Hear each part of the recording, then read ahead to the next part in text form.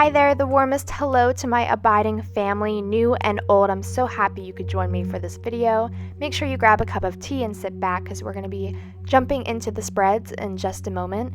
But something special about this video is I'm actually doing a collaboration with Esmee Heebing. She is a new YouTube friend of mine and I just can't recommend that you subscribe to her channel enough. I absolutely adore her style.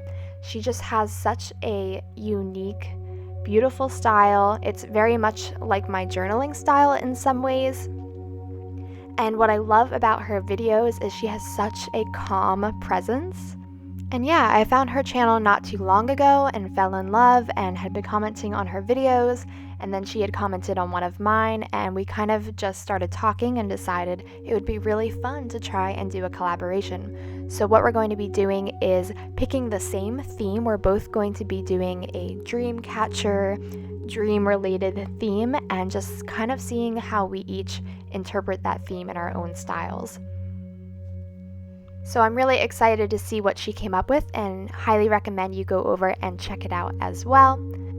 Now, if you love this theme as much as I do, you are in luck because I decided to go ahead and make my printables for this month based on this theme. So you can see here I have a Walt Disney quote based on dreams, and then all of my little elements from my printables all relate to that dream catcher dream theme, and I'm just really excited about them and how they turned out. So if you're already a patron, you can go over and print them out right now. And of course, if you haven't had the chance yet to go over to Patreon and check it out, I would just love for you to do so. I have lots of other rewards over there as well for your support, and I just can't tell you how much it means to me, guys. Thank you, thank you, thank you to my patrons. You are amazing. So now let's jump right into this bullet journal spread. I am just playing around with some of these feathers. I don't even remember where I got them. I think it was in Happy Mail from one of you actually. And I've been hoarding them for quite some time, but finally I have a reason to use them. So I just really flew with this whole dream catcher and feathers idea. You can see that I used them in the art print as well for this month. I decided to do a quote this time. That quote is from Walt Disney. It says, "All our dreams can come true if we have the courage to pursue them." And I just thought it very fitting. The size for that is 4x6 if you print it to actual size. And then I just cut it down to stick it in my journal here. So right now I'm using my new Arteza watercolor pencils to create this kind of half dream catcher for the title page. And I'm just filling in the center of the dream catcher with some of the different colors like magenta and orange, playing off of the colors within my printable. And I just love these colored pencils, guys. They blend so well, and you can see that I'm using one of the Arteza brushes as well. These are the kind of brushes that you fill with water. Now, I've tried a few different brands of these types of brushes that you fill with water, and I can honestly tell you that these are by far my favorite ones I've used so far. They are so user-friendly. It's pretty incredible. I basically don't even have to push, even though there is the space to push to make the water come out faster. It really just comes out very naturally, which is something I love. Now I'm just doing my lettering for April, putting in that title with a little bit of faux calligraphy. All you have to do for that is put an extra line where your downstrokes are and then fill it in. And I thought that we could use a little bit more glitz for this page, so I got out my Fine Tech watercolors. I don't know what it is about a metallic watercolor, but they just add something to a page, and I just find myself gravitating towards them all the time. I love watching people's embossing videos and foil videos. Anything that gives me that little bit of shimmer and sheen is something I love. And so I just created a little bit of a shadow effect and then decided to carry that out through the page by doing some little droplets, just by flicking my brush to create a really haphazard, spattered paint effect. And you can see how shimmery and beautiful that is when it catches the light. It really does need to catch the light just right for you to truly understand what this looks like in person. And then I just brought in a few more printables with these stars and pasted them down. I was pretty indecisive about where I wanted them, but ultimately I'm happy I included them in the final spread as well. And of course I had to show you some more of the glitz. It never fails that the title page is one of my favorite parts of whatever month I'm creating, and this one was no different. Let me know in the comments what your favorite page is to create. Now I'm going to move into my calendar layout, and I thought I would make it a little different this month. Instead of doing the typical calendar layout with the weeks in a grid, I decided to create a vertical layout. As the base for this layout, I am just using the washi strips from my printable. So if you printed these out on sticker paper, it would be even more so like washi, but you can use it the same way. I just use my double-sided tape to stick it down. And then I decided for some reason to go and get these alpha stickers out. I don't know what made me do that, but ultimately I do like the way they look on the page. Now I'm just bringing in some of the feathers from the printable and just playing around with where I want them in what order. I kind of liked the idea of the feathers looking like they were caught on a breeze, and so I'm just playing around with that layout and sticking them down. Now you can get a sense of what that vertical layout looks like, so I'm just putting the numbers for the days of the month down the side in columns, and then on the left and right of that center column is where I will write different dates and events and major things that are happening that month. I can put there in those little sections. So you can see here I'm writing Easter and then a few other events for this month. And I just really like the way that this layout turned out. I think it is really nice for a simpler month when I don't have as much going on. Rather than taking up 2 pages worth of a spread, I can just do one. And then I just decided to put in some little sparkle doodles. I feel like they just add a little something to a page when it feels like something's missing. A little sparkle goes a long way. And then at the bottom of the second page, I am writing, "Go ahead and dream a little," using the printable of Dream. And that is going to be my April goals page. And you can see that I added some watercolor just to color in some of the dates as well on the left. Now we're moving into my habit tracker, and I am so happy with the way this turned out. Just wait until you see it, guys. Essentially, I had this vision in my head of creating the dream catcher, and then within the center of the dream catcher having different rings in which I would track my different habits, similar to some of the mandala type habit trackers that I've seen. I thought I could do that but within a dream catcher. So I went and created these rings and then used the Arteza watercolor pencils to create the colored effect, and then of course used the brush to just fade out those lines and make them a little less harsh. And then I brought in some more of the feather die cuts, and I felt like I needed a few more feathers, so I went and just drew some with my micron pen and colored those in with the watercolor pencils as well.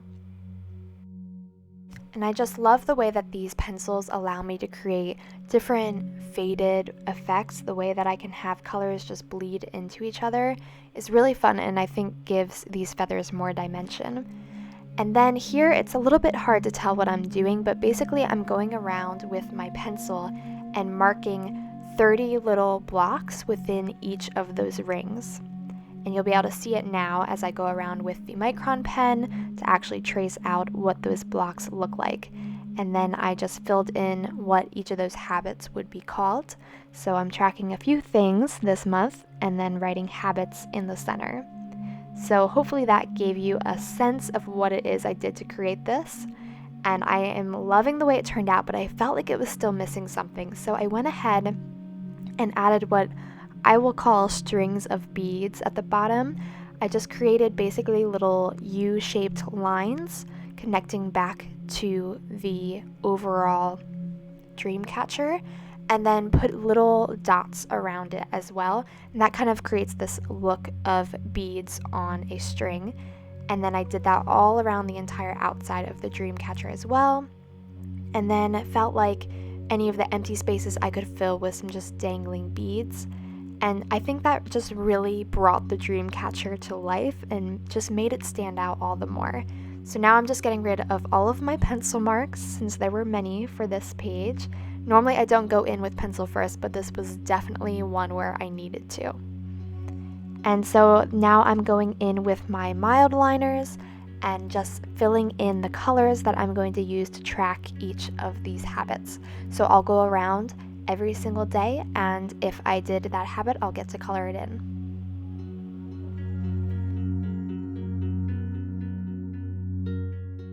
Yeah, so to say I'm obsessed with this page is probably a little bit of an understatement. This is by far my favorite habit tracker I've ever created. Now I'm going into my next page, which is going to be my memories page. And so I'm kind of just playing around with some more of the elements. I also kind of ripped off a piece of this doily and painted it a little bit with the Fine Tech watercolor again, just to tie it all together. And so I'm writing now at the bottom, "Thank you, April, for the memories," putting in more of those sparkles, and now I can paste down all of those elements, thinking about what to paste down first so that I have them layered the way I want.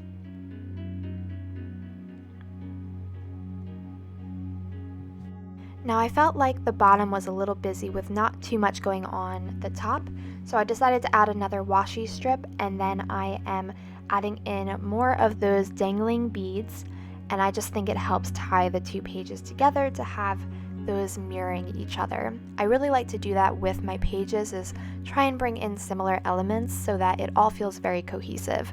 And here you can see the finished spreads. Love them so much. Now we're going to do a quick weekly spread to finish off this video. So I am just using those Arteza watercolor pencils again.